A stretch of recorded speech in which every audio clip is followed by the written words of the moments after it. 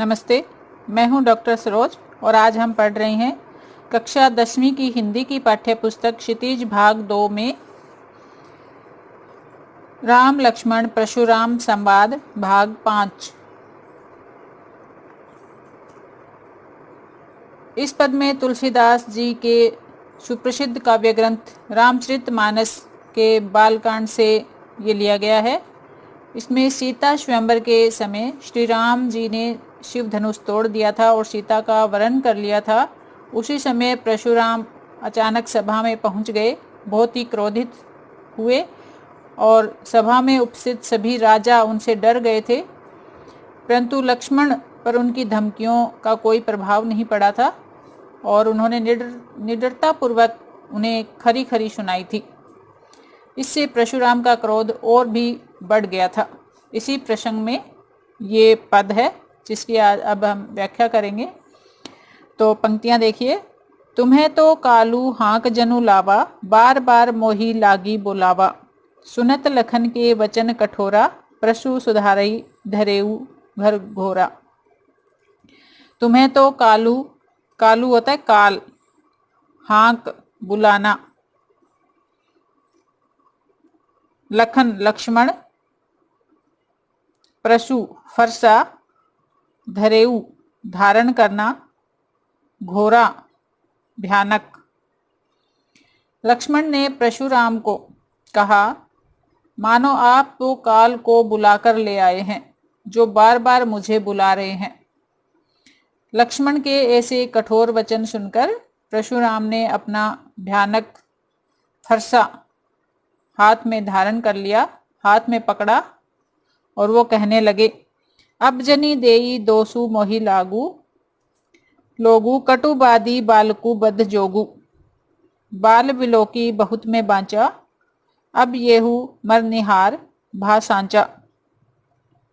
जनी मानो, कटुबादी कड़वा बोलने वाला, बद्ध जोगू वध के योग्य, बिलोकी देखकर, बांचा बचाया, मर निहार का मतलब मरने वाला। परशुराम कहने लगे, अब लोग मुझे दोष न दे, यह कड़वा वचन बोलने वाला बालक मरने ही योग्य है। बालक जानकर मैंने इसे बहुत बचाया, परंतु अब यह सचमुच ही मरना चाहता है। कौशिक कहा क्षम्य अपराधु, बाल दोष गुण गनही न साधु।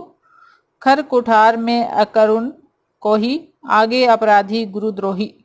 कौशिक विश्वामित्र, क्षम्य क्षमा मांगना, अपराध दोष, खर होता है तेज, कुठार फरसा, अकरुण, अकरुण का मतलब दया रहित। तो विश्वामित्र बोले, इसका अपराध क्षमा करें। बालक के दोष व अवगुण साधु लोग नहीं गिनते, नहीं देखते। परशुराम ने कहा, मेरे हाथ में तीक्ष्ण कुठार है, खर कुठार तेज फरसा है और मैं बिना कारण ही क्रोधी हूं, अकरुण को ही दया रहित हूं। इस पर भी मेरे सामने यह गुरुद्रोही है। गुरुद्रोही वो लक्ष्मण को कह रहे थे। उत्तर देत छोड़ो बिनु मारे, केवल कौशिक शील तुम्हारे। न त यही काटी कुठार कठोरे, गुरही उरिन होतेऊ श्रम थोरे।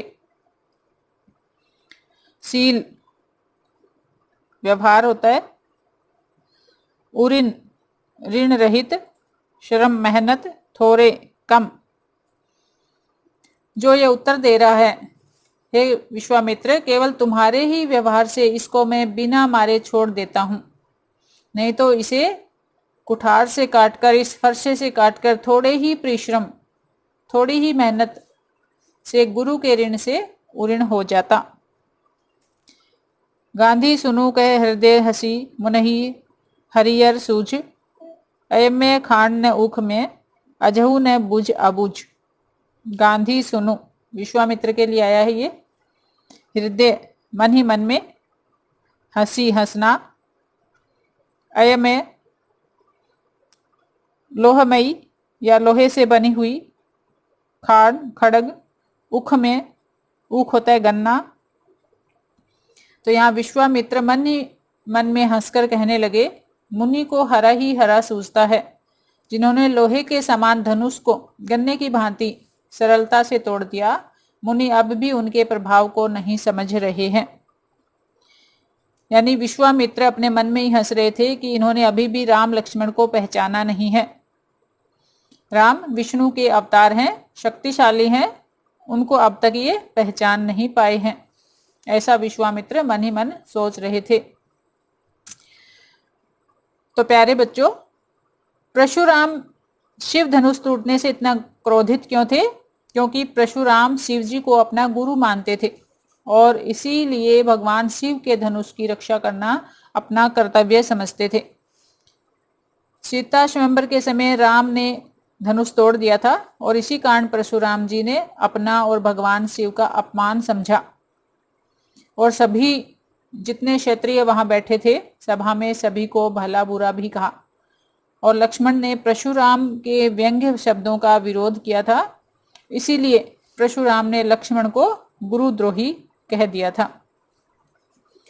तो इस पद में कवि ने परशुराम के स्वभाव का वर्णन किया है। परशुराम लक्ष्मण को अपना अपमान करते देखकर अपना फरसा संभाल लेते हैं और विश्वामित्र के समझाने पर भी नहीं समझ रहे थे। श्री राम कोई साधारण व्यक्ति नहीं है, ऐसा उनकी समझ नहीं आ रहा था उनको। ये देखकर विश्वामित्र मन ही मन मुस्कुरा रहे थे और परशुराम को सब और अपनी विजय ही विजय दिखाई देती है, ऐसा सोचकर विश्वामित्र मन ही मन मुस्कुरा रहे थे। तो इसमें अवधी भाषा का प्रयोग हुआ है और पूरे पद में व्यंग्य का प्रयोग है। दोहा और चौपाई छंद है। रूपक, मानवीकरण और उत्प्रेक्षा अलंकार आया है। मानो, मनु, जानो, जनु, इस तरह के जहाँ शब्द आए वहाँ उत्प्रेक्षा अलंकार है, जब कभी कोई बात मान लेने के लिए कहता है।